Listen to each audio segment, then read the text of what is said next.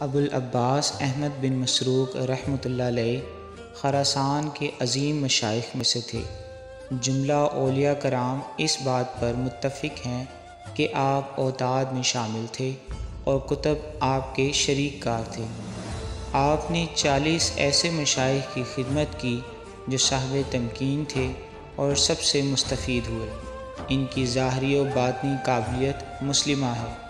ان کا قول ہے جسے اللہ کے سوا کسی چیز سے خوشی ہو اس کی خوشی سر بسر رنج و الم ہوتی ہے، جسے اطاعت خداوندی سے محبت نہ ہو اس کی محبت سراپا وحشت ہوتی ہے۔